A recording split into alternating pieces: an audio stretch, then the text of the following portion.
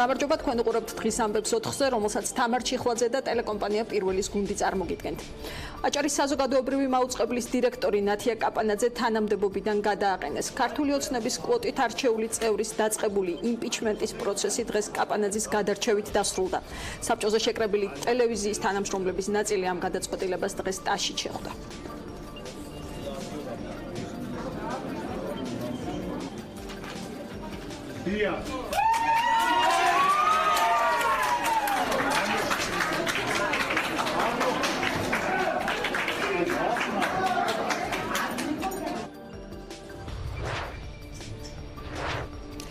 ჩვენთა საბჭოს 5-დან 4 წევრმა ხმა ნათია კაპანაძის წინააღმდეგ მისცა კენჭისყრა ფარული იყო, თუმცა გადაწყვეტილება საჯარო გახადა ერთ-ერთი წევრის ბეჟანგობაძის პოზიციამ, რომელმაც თქვა, რომ პროცესი მართულია და ის არაპირებს მხარი დაუჭიროს კაპანაძის იმპიჩმენტს.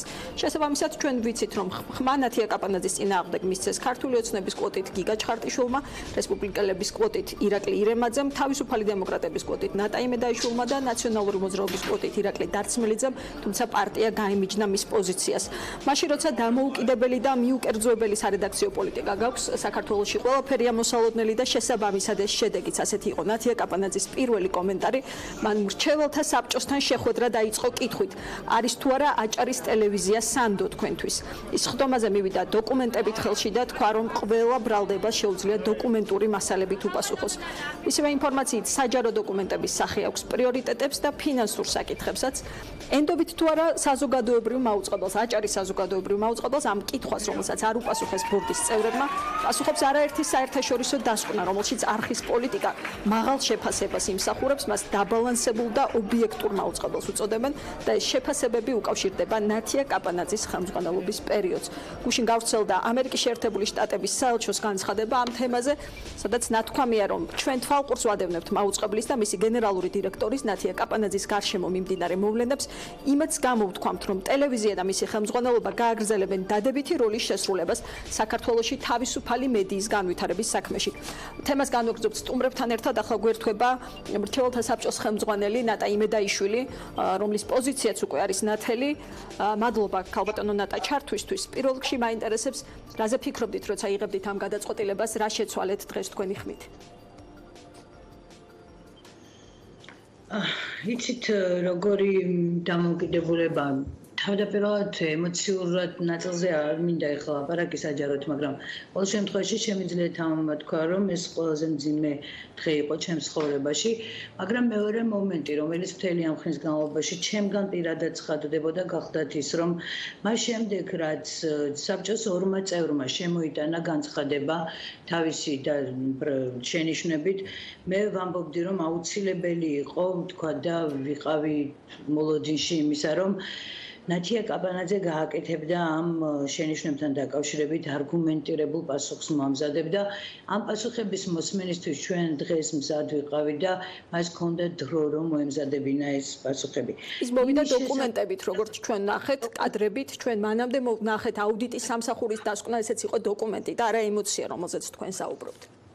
და ამ დოკუმენტში პრაქტიკულად გაბათილებული იყო პრეტენზიები, რაც იყო მის მიმართ. არა, ემოცია, მე გეუბნები თქვენ ერთ რამეს, ის საკითხები, რომელიც წარმოდგენილი ქონდა საბჭოს 2 წევრს, რომელზეც იყო საუბარი, პრინციპში დღეს ნათია კაპანაძეს არ უპასუხია. მე მოლოდინი მქონდა, რომ ნათია აუცილებლად დასვამდა ამ საკითხებზე, აუცილებლად გაგცემდა პასუხს და ის იტყოდა თავის სათქმელს და იტყოდა ამ შენიშვნებზე პასუხს.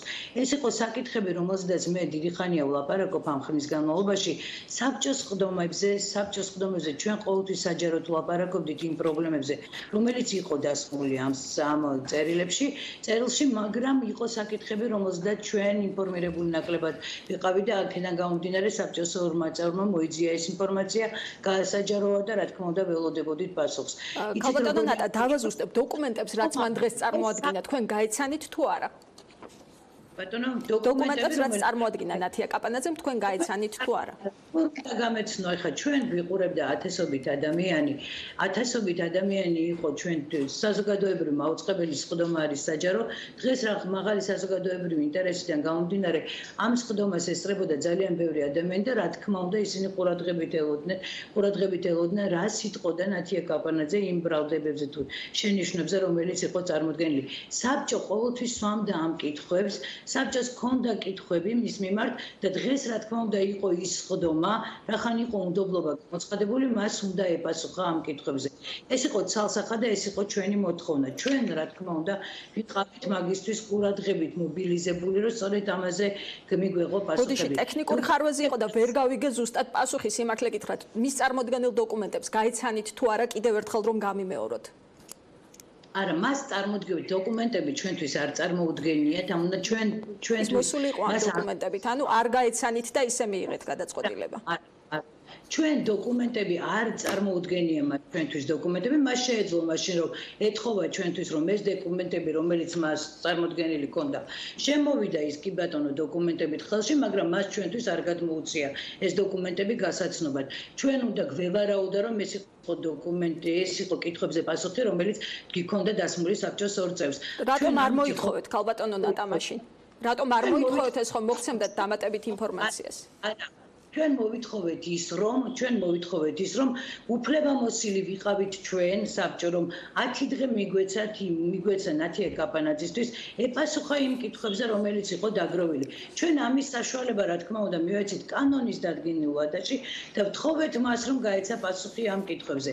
რა თქმა უნდა ეს ამ პასუხის მოლოდინში ვიყავით. ეხლა მე ვერანაირად ვერ დაგარწმუნებ თქვენ იმას როგორ მოიქცეოდა თქვა და როგორ ეს იყო კანონი დადგენილი ვალდებულება და ჩვენთან მას ან დოკუმენტური სახით მას უნდა ეპასუხა იმ კითხვებზე რომელიც იყო დაგროვილი. ქალბატონო ნატა, მანამდე აი როცა დაიწყო ეს პროცესი, აჭარის საზოგადოებრივი მაუწყებლის ეთერში ვნახე თვითონ აუდიტის დასკვნის ხელში, ანუ ეს დოკუმენტები რაც მას აქვს არის საჯარო და ეს პირველად დღეს არ გინახავთ როგორც ხვდები. აი ამ ნაწილზე რა სიტყვით შეუძლებელი იყო მთელ ამ მონაცემებთან გაცნობა ამ დრომდე. მხოლოდ ნათია კაპანაძის პასუხისმგებლობა იყო ეს, რომ მოეტანა თქვენთვის ხელი და ხელში ვთქვათ. არა, აუდიტის დასკვნა, ვიცით როგორი ამბავი, აუდიტის დასკვნა არის ჩვენს მიერ გაგზავნილი, ანუ ჩვენს მიერ შეზღუდული მომსახურება, ანუ აუდიტის დასკვნა ჩვენთან ჯერჯერობით ოფიციალურად მართალი არ შემოსულა, მაგრამ ნათია კაპანაძემ გამოაქვეყნა ეს დოკუმენტი, ჩვენ გავეცანით ამ დოკუმენტს, რა თქმა უნდა. პრობლემები არ იყო. მაგრამ იცით რა შეესაქმე პრობლემები რომელიც დაისვა საბჭოს მხრიდან საბჭოს ორმა წევრმა რომელიც დასვა ამ აუდიტის ანგარიში რა თქმა უნდა მოხვედრილი არ იყო აქ იყო ისეთი საკითხები რომელზეც თვითონ უნდა ემსჯელა ნათიას და იყო ისეთი საკითხები რომელიც საზოგადოებრივი მაუწყებლის სცილდება ასე ვთქვათ ხო საზოგადოებრივი მაუწყებელი არის ისეთი ინსტიტუტი და ისეთი დიაზია დაფუძნებული ეს არის კანონი გვაძლევს ჩვენ ყველა არგუმენტს და ყველა საზღვარს როგორ უნდა ვიმოქმედოთ. ჩვენ კანონს იქეთ ვერ გავდივართ. თამარ, ეს არის ძალიან მნიშვნელოვანი საკითხი. ჩვენ უნდა ვიმოქმედოთ სწორედ კანონის შესაბამისად. რა ხდებოდა უკანონო, ქალბატონო ნატა, ანუ მე მაყურებლისთვის ვიტყვი 6 თვეში ისედაც იწურება ნათია კაპანაძის უფლებამოსილების ზრდა და ანუ ეს იმპიჩმენტი მთელი პროცედურა დაიწყო სწორედ იმისთვის, რომ ეს 6 თვე არ უხელმძღვანელოს მან აჭარის საზოგადოებრივ მაუწყებელს. რა იყო ისეთი უკანონობა, რამაც თქვენი მძიმე არჩევანი, როგორც ამბობთ, განაპირობა და რამაც ხმა მიგაცემინათ მის წინააღმდეგ. ანუ რატომ ვერ მოიცადა ამ პროცესმა თუნდაც ეს 6 თვე? როგორი ამბავი არის მთელი ამ ხნის განმავლობაში მე მაგალითად ჩვენ წელიწად ნახევარია 2 წლის განმავლობაში მას შემდეგ რაც ნათია კაპანაძე დაინიშნა ძალიან მალე მასთან ჰქონდა რა თქმა უნდა რა სამუშაო შეხვედრები და საჯარო სხდომები სადაც მას ვთხოვდით ჩვენ დოკუმენტ სამართლიანი სახელმწიფო სისტემის შემოღებასთან დაკავშირებით. ვთხოვდით ასევე იმას რომ ხელშეკრულებები ყოფილიყო უფრო უფრო მეტად სამართლიანი ვიდრე იყო აქამდე ვიდრე მან შემოიღო. მაინტერესებს სულ სარედაქციო პოლიტიკასთან დაკავშირებით რაც მოყვა თქვათ ნათია კაპანაძის ხელმძღვანელობას თქვენ გააქვთ პრეტენზიები კითხვა რაც მან დაგისვათ ენდობა თუ არა ხალხი მაუწყებელს თქვენ როგორ ფიქრობთ თქვენ ენდობით თავად აჭარის საზოგადოებრივ მაუწყებელს ანუ მთავარი რაც მოიტანა მან იყო თუ არა სარედაქციო დამოუკიდებლობა ამ არხის იცით როგორი ამბავი არის? სოციოლოგიურ გამოკითხვას ვაკეთებთ ჩვენ ყოველწლიურად, თამარ. ჩვენ გამოკითხვას ვაკეთებთ მთელი აჭარის მასშტაბით და ვაკეთებთ ჩვენ მთლელებიც გვაქვს. ასევე შესყიდული ეს მომსახურება და მინდა გითხრათ ერთი რამ, რომ საზოგადოება აჭარის ტელევიზიას ენდობა და მას მეგობრად თვლიდა დიდი ხნის განმავლობაში 2014 წლიდან. 2014 წლის კვლევაც ამას ადასტურებს. ჩვენ იმაზე ლაპარაკებთ, თქვათ 2016 წელს რახან ავირჩიეთ ნათია კაპანაძე და შემდეგ 2019 წელს როცა თქვათ ნათია კაპანაძეს ვადა ამოეწურებოდა და აქედან გამომდინარე საზოგადოებრივი მაუწყებელი ხულასავით ხელში შეგვწებოდა სიტყვის თავისუფლების გარეშე იქნებოდა.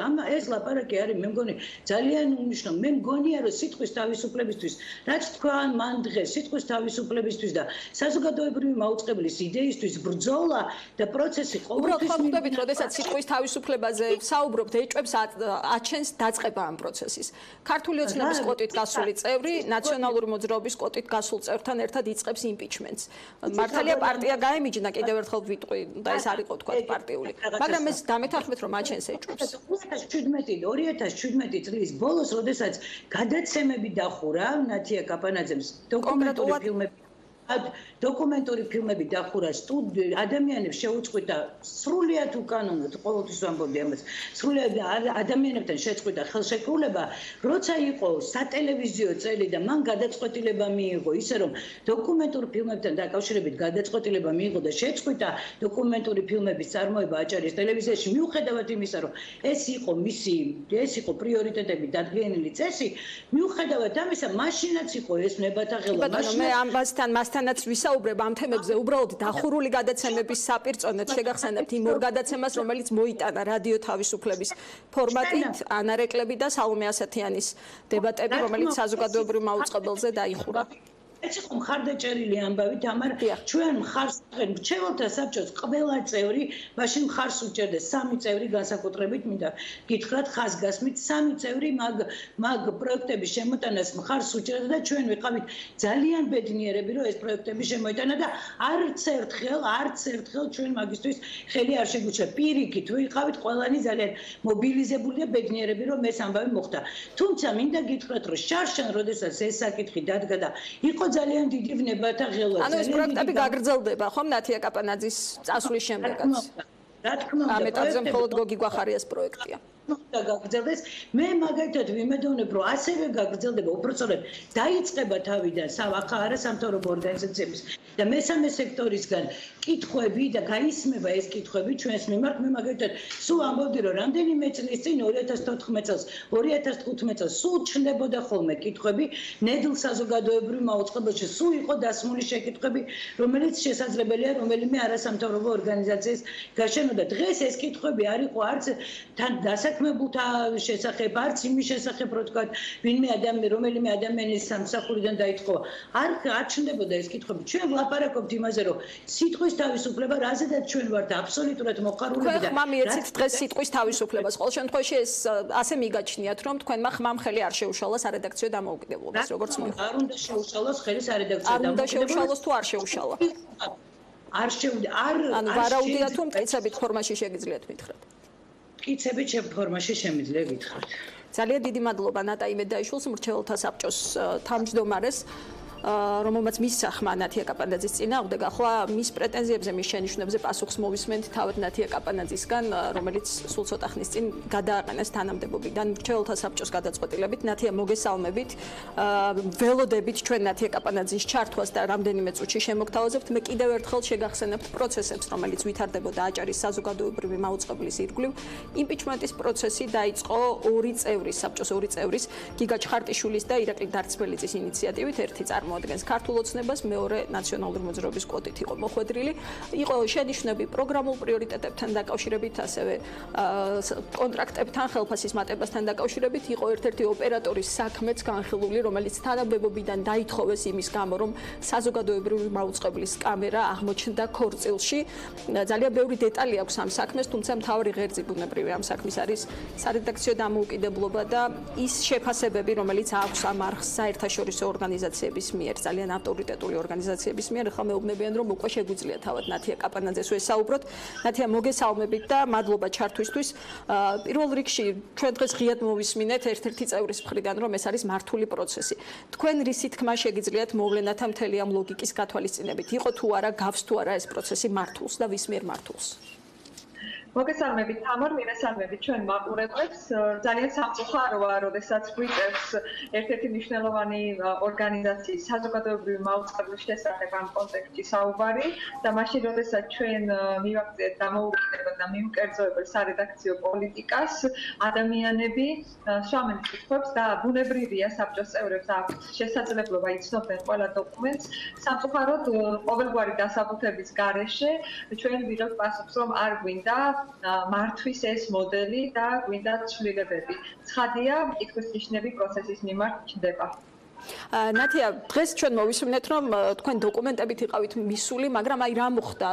იყო ნატა იმედაიშვილისგან ბრალდება, რომ მან ვერ მოისმინა თქვენგან პრეტენზიებზე პასუხი, არ გაეცნენ დოკუმენტებს, მანამდე არ ქონიათ კომუნიკაცია, თუ აი როგორ იყო ეს პროცესი, რატომ ამბობს დღეს მრჩეველთა საბჭოს თავმჯდომარე, რომ მან თქვენგან ვერ მოისმინა პასუხები? მე ვხედავ, რომ ღია ხართ პასუხებისთვის.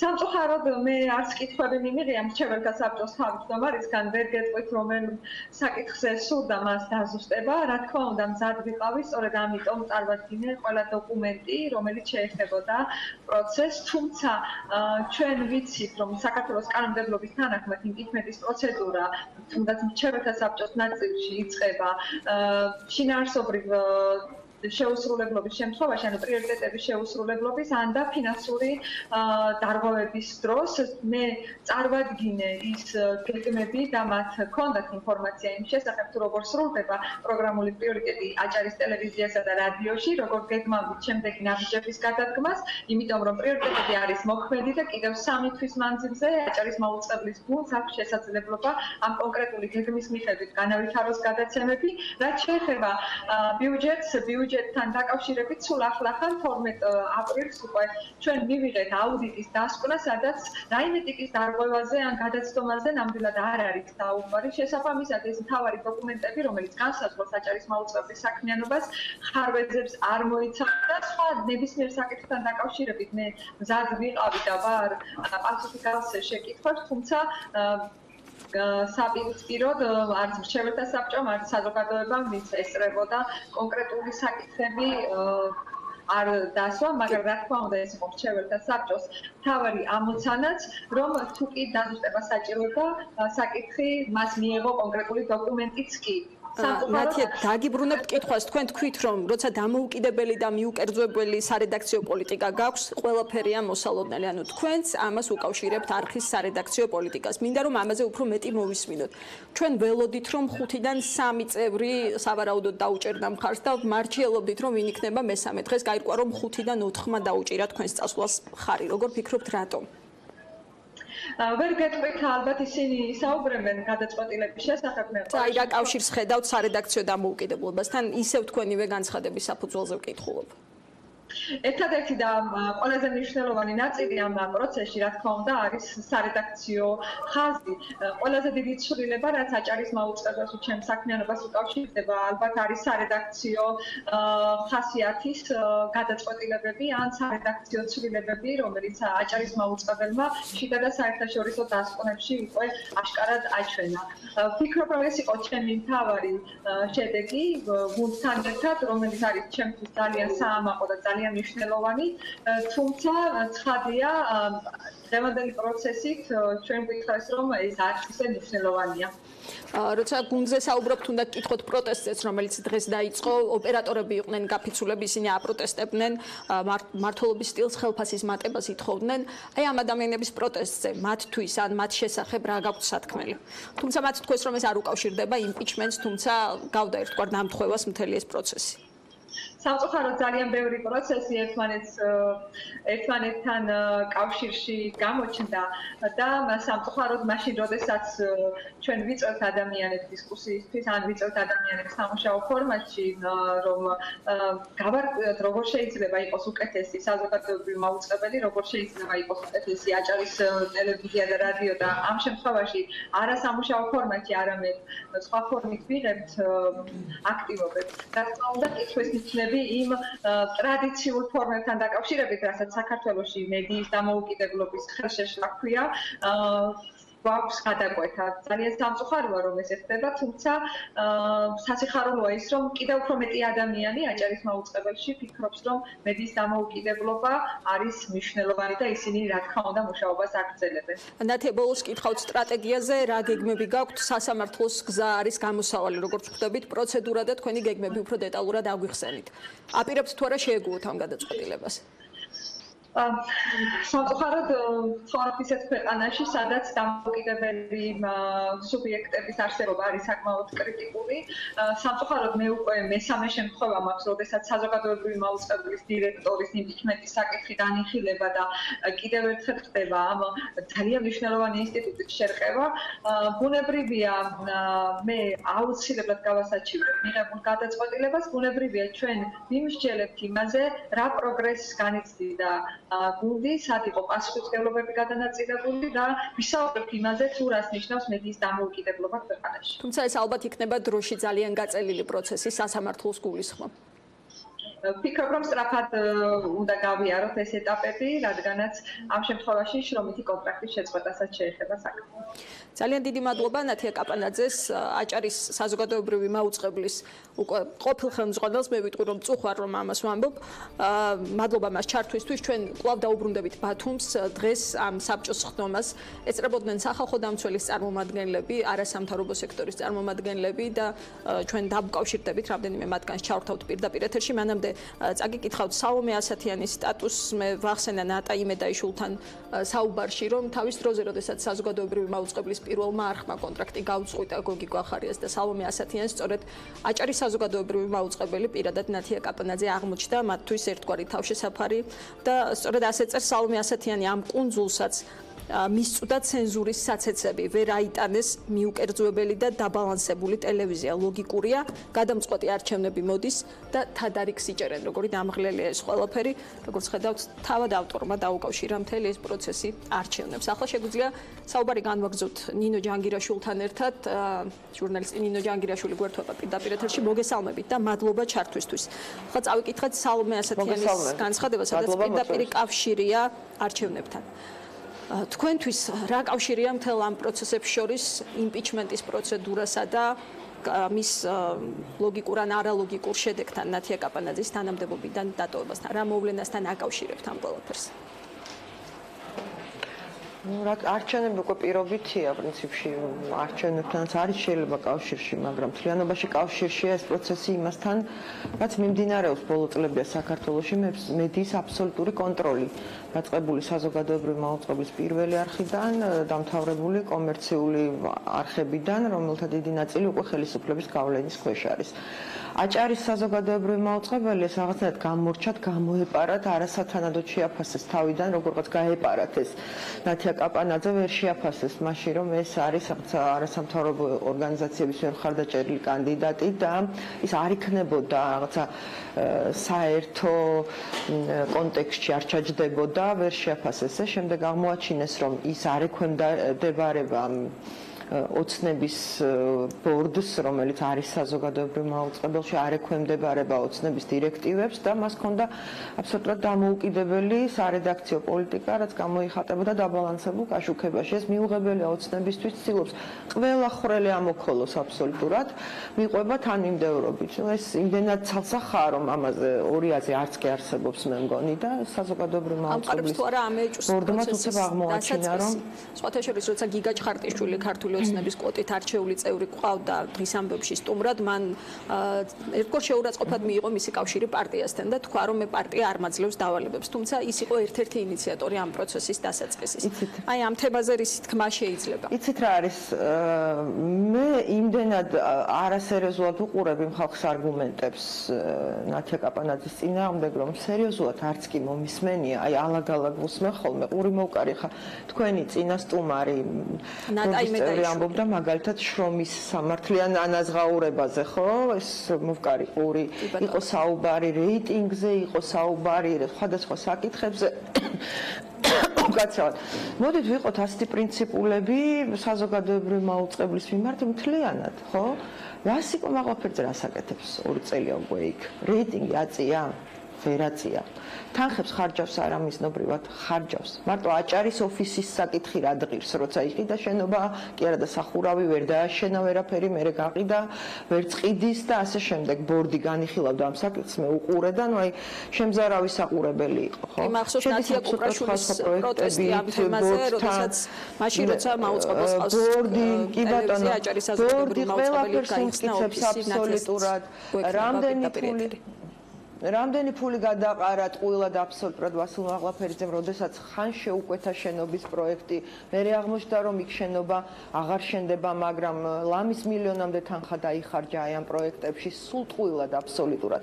გვეუბნებოდა რომ მიეცათ უფლება მეგაშოუების, სპონსორობის, რეკლამის, ყველაფრის უფლება მისცეს აბსოლუტურად. ბიუჯეტიდან 50 მილიონი მისცეს და რა რეიტინგი აწია? რაღაცა კოლოსალური თანხები დახარჯა მეგაშოუზე, რომელიც გააკეთა ცოტა ხნის წინ. რა რეიტინგი დადო? დახარჯულ თანხებთან მიმართებაში დადო სასაცილო და აი საბრალო რეიტინგი. ანუ ამ მოვლენას განიხილავთ ერთიან კონტექსტში, რომ რაღაც სხვაობა იყო თვალსაჩინო. ეს არის შერჩევით, აბერტი იცოდნენ ბორდის წევრებმა, რომ ნათიას მფარველი არის ბატონი ბიძინი. აი მაშინ უყრიდნენ ამას კენს, რა თქმა უნდა არა. ვასილ მაღლაფერიძემ ყირაზე რო გაიაროს და სულ ნაფოტებად დაშალოს საზოგადოებრივი მაუწყებელი, ასეთ აკეთებს კიდევაც წარმატებით, ბორდის არც ერთი წევრი ხმას არ ამოიღებს. ყველაფერს უმტკიცებენ, რაც კი ბორდში შეაქვს. ეს იმდენად ცალსახაა, რომ აი ახსნა განმარტების აზრსაც კი ვერ ვხედავ.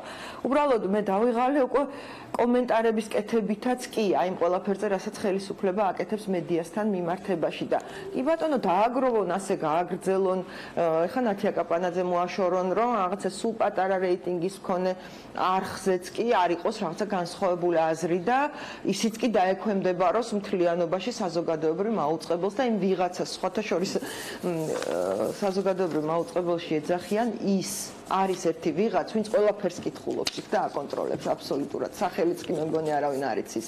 ანუ იმდენად ყველაფერი კონტროლდება საზოგადოებრივ მაუწყებელზე და ეხლა აჭარის ტელევიზიას დაემატება საზოგადოებრივ მაუწყებლის მადლობა ნინო, დიდი მადლობა. სარედაქციო პოლიტიკას იქაც უფროსი იქნება ვასილი და მე ბოლოს ვიტყვი რომ კი ბატონო ასე გააგრძელონ. აი ასე გააგრძელონ. ცალკე მე არაფერზე დავის აზრს აღარ ვხედავ.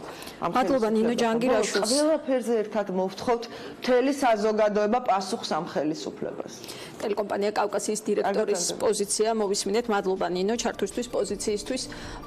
განვაგრძობთ თემას ნათია კუპრაშვილთან, რომელიც იყო დღეს ბათუმში, ჟურნალისტიკის რესურს ცენტრის ხელმძღვანელი, გვერდება ბათუმიდან. ნათია, მოგესალმები, შენ ესწრებოდი მთელ ამ პროცესს და უსმენდი ნათია კაპანაძის არგუმენტებს და უყურებდი რჩეულთა საბჭოს პოზიციას. მოგვიყევი შენი შთაბეჭდილებები, რა იყო მთელი ეს პროცესი, რისი მაჩვენებელი იყო ეს პროცესი, რაც განვითარდა დღეს საზოგადოებრივ მაუწყებელზე. მადლობა, რომ მაძლევს საშუალებას Pirveli მაყურებელს ვესაუბრო. უნდა ვთქვა, რომ მოლოდინი შედეგის მქონდა, უბრალოდ მინდოდა დავწმუნებულიყავი, რომ ჩემი თქვათ ვარაუდები, რომ გვაქვს მართულ პროცესთან საქმე შეფერებოდა თუ არა სიმართლეს, მე პირადად თამაში დავწმუნდი, მაგრამ იმედი მაქვს, რომ რაღაც გადამარწმუნებს კიდევ მომდევნო დღეებში. დღევანდელი დღე შეგვიძლია შევაფასოთ მოკლედ, რომ არაფერი ახალი, არც ერთი მხარის მხრიდან არ თქმულა.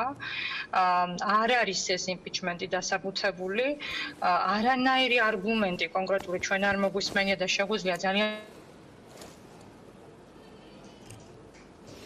ტექნიკური პრობლემაა, როგორც ხვდები, ჩართვის ნათია კუპრაშვილი ჟურნალისტიკის რესურს ცენტრის ხელმძღვანელი, მასთან დაკავშირებას ვცდილობთ, თუმცა მთავრის თქმა მან მოასწრო მთავრის შეფასების ის მიიჩნევს, რომ პროცესი არის მართული. მე კიდევ ერთხელ შეგახსენებთ, რომ დღეს მრჩეველთა საბჭოს 5 წევრიდან 4-მა მისცა ხმა ნათია კაპანაძის წინააღმდეგ და სიტყვა მართული თქვა ბეჟანგობაძემაც იმ ერთადერთმა წევრმა, რომელმაც მხარი დაუჭირა ნათია კაპანაძის თანამდებობაზე დატოვებას. კენჭისყრა იყო ფარული და სწორედ იმიტომ, რომ ამ ერთმა წევრმა გაასაჯაროა საკუთარი პოზიცია, ჩვენ შეგვიძლია გამოვიცნოთ, შეგვიძლია პირდაპირ ვთქვათ, ვინ მისცა, ვინ იყო მომხრე და ვინ იყო წინააღმდეგი. შეგვიძლია დაუბრუნდეთ ნათია კუპრაშვილს, როგორც მეუბნებიან. ნათია ტექნიკური პრობლემა გქონდა, რომ გავაგრძელოთ საუბარი. ამბობდი, რომ იყო ოპტიმისტური მოლოდინები და ელოდები, რომ რაღაც შეიძლება კიდევ მოხდეს, რომ გადაგარწმუნოს თუ პირიქით. მოლოდინები მაქვს, უბრალოდ იმედი მაქვს, რომ რამე გადამარწმუნებს, იმიტომ რომ დღეს მშტაბლებმა აიღეს. სხვადასხვა კარგია რა ხმათ ამ რომელსაც აიღეს ეს პასუხისმგებლობა, იმიტომ რომ ძალიან დიდია ამ პასუხისმგებლობა. პირველ რიგში დასაბუთების, იმიტომ რომ არანაირი დასაბუთება ამ იმპიჩმენტს არ ახლავს თავს. ჩვენ გვინახავს გადაყენებული დიქტორები, მაგრამ ჩვენ გვინახავს, ოღონდ არ აჭერს.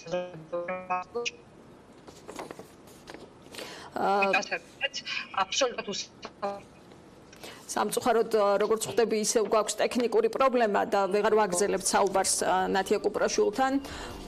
ჩვენ შეგვიძლია გავიდეთ რეკლამაზე, სხვა თემით პრემიერ-მინისტრის გადაწყვეტილებით ეკონომიკის მინისტრის თანამდებობიდან გათავისუფლებით დაუბრუნდებით პირდაპირ ეთერში.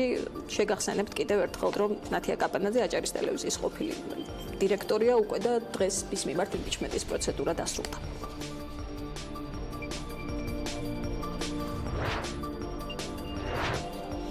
დღის ამბები 4-ზე რეკლამის შემდეგ პირდაპირ ეთერში ბრუნდება. თანამდებობიდან გათავისუფლება შექებით და მიზეზის დასახელების გარეშე. მამუკა ბახტაძემ გამართულ ბრიფინგზე დღეს არ თქვა, რატომ წავიდა თანამდებობიდან გიორგი ქობულია. თქვა მხოლოდ ის, რომ გადაწყვეტილება მან თავად მიიღო. გოგა ქობულიამ გითხრათ ის, რაც უნდა ეთქვა, გადაწყვეტილება უნდა მიმეღო მე და მე ეს გადაწყვეტილება მივიღე მასთან საუბრის შედეგად. ამბობს პრემიერ-მინისტრი და დასცენს, რომ მათ შორის ეს არანაირი პრობლემა არ არის.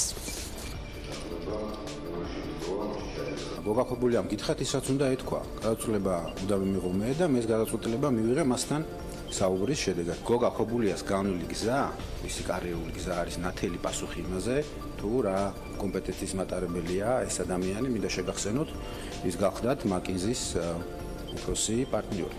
თვითონ ეს ფაქტი არის მეტყველი იმაზე, რომ მას აქვს ძალიან მნიშვნელოვანი ცოდნა და მე ვფიქრობ, რომ მან ეს მნიშვნელოვანი ცოდნა გამოიყენა იმ განვითარების გეგმების მოსამზადებლად სხვადასხვა ეკონომიკური სექტორების მიხედვით, რომელიც ერთად თავს იყრის ეკონომიკის სამინისტროში და უფრო მეტიც მე ვფიქრობ, ის როგორც დღეს, ასევე მომავალში ძალიან გამოადგება ქვეყანას. რატომ აღარ გამოიყენა მთავრობამ ქობულიას ეს მნიშვნელოვანი და დიდი გამოცდილება მინისტრის თანამდებობაზე? ეს კითხვა დღეს უპასუხოდ დარჩა. მამუკა ბახტაძის გვერდით არ ყოფილა ის მინისტრი, რომელიც წასვლის წინას შეაქეს და სწორედ ამან გაამყარა ეჭვი მათ შორის არსებული კონფლიქტის შესახებ, რადგან თავად ყოფილი მინისტრი უკვე გათავისუფლებამდე რამდენიმე საათით ადრე კატეგორიულად უარყოფდა წასვლის შესაძლებლობას. ამ თემაზე ვისაუბრებთ უმრავლესობის ერთ-ერთ წევრთან ნუკრი ქანთარიასთან ერთად, რომელსაც პირდაპირ ეთერში ვთავთ. მოგესალმებით ბატონო ნუკრი. მადლობა გადაცემაში მონაწილეობისთვის, ვიდრე ქობულიას თემას განვიხილავთ, გადაცემის პირველ ნაწილში იყო ძალიან მნიშვნელოვანი თემა. აჭარის საზოგადოებრივი მაუწყებლის ხელმძღვანელის ნათია კაპანაძის იმპიჩმენტის პროცესი დასრულდა, ის გადააყენეს თანამდებობიდან და მინდა დავიწყო ამ თემაზე საუბრით. იქ შეიქმნა ასეთი სიტუაცია, მაინც მოკლედ მოვყვები, იქნება არ იცოდეთ ეს დეტალები. ორმა წევრმა დაიწყო იმპიჩმენტის პროცედურა. ერთი წევრი იყო ქართული ოცნების კვოტით წარდგენილი, მეორე ნაციონალური მოძრაობის კვოტით წარდგენილი. ნაციონალური მოძრაობა გაემიჯნა საკუთარი კვოტით წარდგენილი ადამიანის ირაკლი დარწმელიძის პოზიციას და თქვა, რომ მხარს უჭერს ნათია კაპანაძეს. ჩვენ ასეთი განცხადება არ მოგვისმენია ქართული ოცნებისგან. თქვენ როგორ აფასებთ აჭარის საზოგადოებრივი მაუწყებლის ხელმძღვანელის საქმიანობას, თავად ამ მაუწყებელს და პირადად თქვენი პოზიცია როგორია? ემიჯნებით თუ არა თქვენი კვოტით წარდგენილი წევრის გადაწყვეტილებას? ხო, არა ვარ ამ შემთხვევაში მე ჩაღრმავებული ამ საკითხში, ახლა გავიგე თქვენგან, უფრო ადრეც რამდენიმე საათით ადრე, ასე რომ ზუსტად მიზეზი რა არის, როგორ არის, ნამდვილად ვერ გეტყვით და გამიჭირდება. ეხლა ეს რა მგონია რომ ამას არავითარი პოლიტიკური მიზეზი არ უნდა გქონდეს. ამაში მათ მინდა რომ დარწმუნებული ვიყო. დანარჩენი ალბათ შემდგომ სწორედ ამ ქალბატონის მიერ ნათქვამით ალბათ და თუ რამეა გაასაჩივროს ეგეც შეუძლია და ალბათ უფრო გამოჩნდება. ახლა ესე რიგი მოდის ვიღაცა წავა, ვიღაცა მოვა ეს მგონია რომ არ არის ახლა უჩვეულო ამბავი თუ აქ რაღაცა კონკრეტული დევს არ დაიმალება ნამდვილად. უჩვეულო იყო უბრალოდ ის, რომ ნათია კაპანაძე 6 თვის შემდეგ ისედაც ტოვებდა თანამდებობას და მთელი ეს პროცესი დაიწყო 6 თვიანი ამ პერიოდის გამო. და ბუნებრივია, როცა პარტიულ კოტებზე არის საუბარი, გაჩნდა გარკვეული ეჭვები ალბათ გესმით, ხომ? თან ეს არის მაუწყებელი, რომლის სარედაქციო დამოუკიდებლობის ხარისხს აქვს ძალიან მაღალი შეფასება საერთაშორისო დამკვირვებლების მხრიდან. თქვენ ხართ ამ არხის მაყურებელი?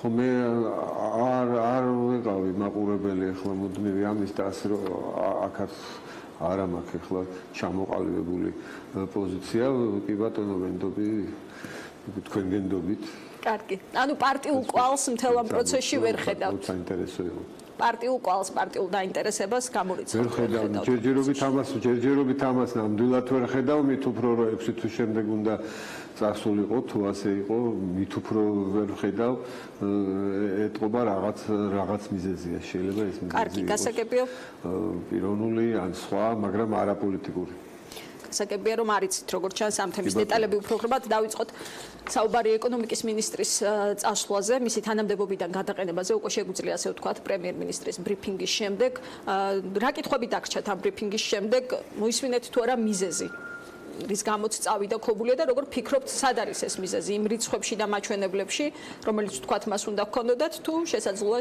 იყოს რაღაც სხვაგან ძაღლის თავი დამარხული ხო მე ამასთან დაკავშირებით ჩემი დამოკიდებულება მაქვს არავისთან არ არის შეთანხმებული და დღეს რამდენჯერმე გავახმიანი კიდეც მე ვფიქრობ რომ ყველა ჩვენთაგანმა საპრეზიდენტო არჩევნების შემდეგ ძალიან კარგად დაინახა რომ ახალი ეტაპია დასაწყები საჭიროა ცვლილებები ეს არის დროის მოთხოვნა ეს არის რეალობა და მოდიში ძველი ეტაპი არც გიორგი ქობული არ არის 9 თვეა სულ რაც მინისტრია გახდეს ძველზე არ არის ლაპარაკი, საჭიროა სწორედ ახალი ეტაპის დაწყება და ახალი ეტაპი შეიძლება არ ნიშნავს იმას, რომ წინა ეტაპი დაძველდეს მაინდა-მაინც. საჭიროა ცვლილებები და ვფიქრობ, რომ ამის შემადგენელი უნდა იყოს ბატონი ქობულიას სწორედ შეცვლაც, ოღონდ მე არ ვისურვებდი, რომ ის უყვალოდ გაუჩინარდეს, მით უმეტეს როცა კურთხევის შემდეგ ხოლმე, როდესაც ტოვებენ მინისტრები და ამბობენ, რომ პრემიერი ამბობს ხოლმე და ხშირად მინახავს, რომ დიდი მადლობა, კარგია ყველაფერი და შემდეგ ეს კარგი უყვალოდ ხდება. ამიტომ ვისურვებდი, რომ მისი გამოცდილება რატომ ხდება ასე როგორ ფიქრობთ ბატონო ნუკრი რატომ ხდება ასე ეს ვისი პასუხისმგებლობა ან რა მიზეზია რომ უყვალოდ ხრებიან გიორგი კვირიკაშვილი გაქრა ასე უყვალოდ სოციალური ქსელიდანაც კი და სხვათა შორის UNICEF-ის კვლევა ძალიან ბევრს გაახსენდა ქობულიას წასვლის შემდეგაც ალბათ იმიტომ რომ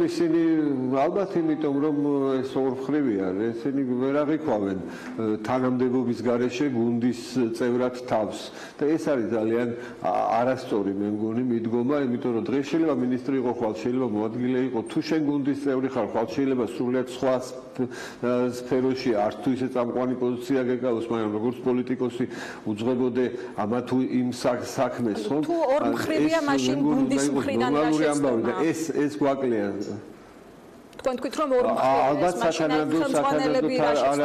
სათანადოდ არ არის მათ რაოგენით რა მითხარით რომ ორმხრივია როცა ეს ხრებიან ერთგვარად თქვენ თავად თქვით რომ ეს არის ორმხრივი მიზეზი როდესაც ხრებიან არ არის ამ შემთხვევაში იგივე ბიძინა ივანიშვილის ფაქტორი ან მთავრობის ხელმძღვანელის ფაქტორი როდესაც მათი ნება არ არის. მე მიმაჩნია რომ თუ ადამიანი, კი ბატონო, თუ დამაცლეთ გეტყვით, მე მიმაჩნია რომ ადამიანი, რომელიც თუ არის ის ღირებული თავისი პროფესიონალიზმით, თავისი პიროვნული თვისებებით და ის გუნდში იკავებს ისეთ ადგილს, როგორც არის მინისტრი, დაუშვათ და ერთ-ერთი უმაღლესი პოლიტიკური თანამდებობა, შემდეგ, როდესაც მოხდება გადანაცვლება უნდა მოხდეს და არა გაუჩინარება ეს, მაგრამ აქ ახლა ვერავის ძალით ხობუნებრივია ვერ დააკავებ და მეორე მხრივ არ ვიცი იყო თუ არა შეთავაზება და მას სურვილი აქვს თუ არა აქვს და აი ეს რო არა აქვს ხოლმე სურვილი, აი ეს არის მე მგონი არც თუ